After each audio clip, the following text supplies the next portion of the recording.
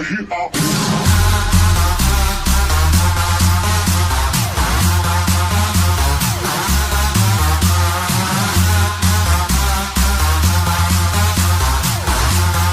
texto visa dar uma visão geral de como manter agapornis em cativeiro. É um pássaro fascinante, que apresenta cores fantásticas. Pode ser amansado, vivendo pacificamente no ombro de seu dono. Este pássaro é conhecido popularmente como agapornis, periquito namorado, lovebird, pássaro do amor. Isto porque a vida entre o casal é harmoniosa, cheia de beijocas e carinhos o dia todo. O agapornis está assim classificado: reino, Animalia philo, Chordata classe, Aves ordem, Psittaciformes família, Psittacida gênero, Agapornis espécies, A. roseicolis, A. nigrigenis, A. taranta, A. personata, A. cana, A. svinderniana, A. liliana, A. fischeri, A. pularia. É um pássaro pequeno que atinge por volta de 15 cm, variando pouco de espécie para espécie. Como todo psittacídeo, é um pássaro bem barulhento. Eu, pelo menos, considero seu barulho como um belo canto. Fica andando pela gaiola o dia todo, fazendo traquinagens. Se o ambiente for grande, arrisca voos entre os poleiros, mas prefere andar pelas malhas da gaiola para chegar ao poleiro. Os agapornis distribuem-se principalmente no continente africano, como a cana, em Madagascar, a roseicolis, em Angola e Namíbia, a personata, Tanzânia. Vivem em regiões secas relativamente arborizadas. A fidelidade entre o casal não é apenas uma constante entre os agapornis, mas entre todos os psittacídeos. Este comportamento fica bem evidenciado na espécie A. cana, onde um imita o comportamento do outro o dia todo. Se criados pelo dono desde filhote, acostuma-se viver facilmente fora da gaiola, não sendo, na maioria das vezes, necessário cortar sua asa. Agapornis 3 não é um pássaro falante, como araras, cacatuas e papagaios, mas aprende a balbuciar algumas palavras curtas e sons humanos. Quando o pássaro é adquirido adulto pode mostrar-se assustadiço no primeiro contato.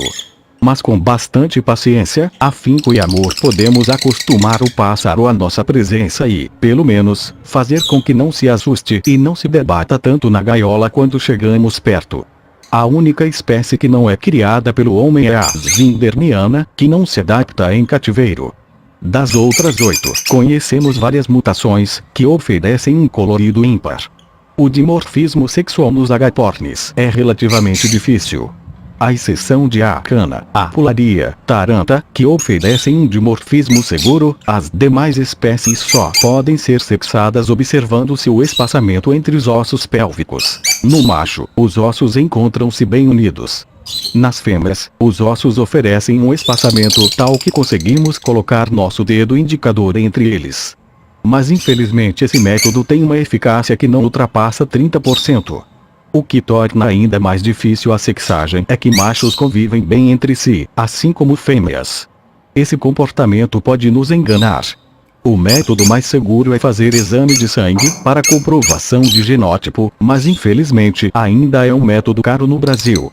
Agapornis 2 colocando 2 pássaros na gaiola, você pode ter por base o seguinte: se há feitura do ninho, mas a suposta fêmea não botar, pode se tratar de um macho. Mas o mais provável neste caso é que um ninho não seja confeccionado. Mas atenção, podemos ter aqui 2 casos. Primeiro, uma fêmea estéril. Segundo, um macho experiente que confeccione bem um ninho. Se você notar que há postura de muitos ovos num certo período de tempo, então provavelmente se trate de 2 fêmeas. Estas põem um ovo por dia. Os filhotes têm cores mais esmaecidas que as do adulto. Geralmente, na primeira muda já adquirem coloração de adulto. O aconselhável é que a reprodução seja feita numa gaiola, contendo apenas um casal.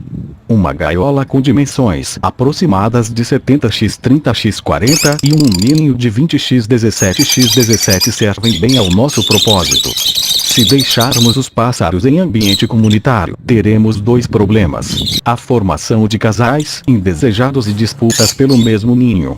O cortejo do macho é simples, seguido da cópula.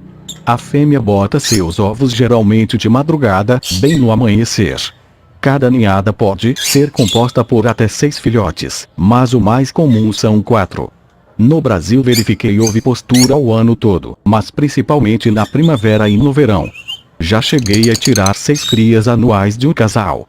Os ovos demoram 18 dias para a eclosão, mas, por segurança, você deve aguardar até o 21º dia.